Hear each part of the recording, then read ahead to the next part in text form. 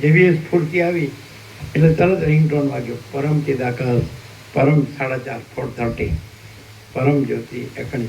આપણું આ બધું સહજ છે, ઉત્તમ સહજ અવસ્થા.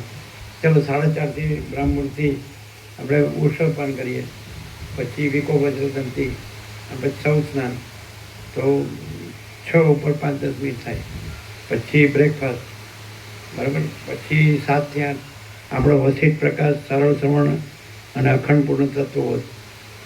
પછી 9થી 12 એટલે એકાંત વિશ્રામ, અને એટલે મીન્સ રિલેક્સ અને સહજ જો હે તો હે. પછી 12 વાગે લંચ, અને પછી 1થી 5 એકાંત વિશ્રામ અને રિલેક્સ અને સહજ જો હે સો હે, સહજ જો હે.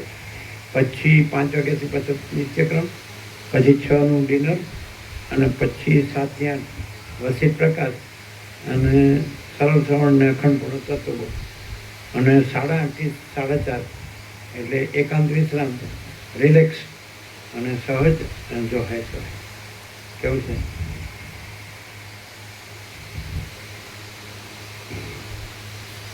આ લખવું તો લખી લેવાય, આમાં આવી જ ગયું ને એટલે એમાંથી લખવાનું.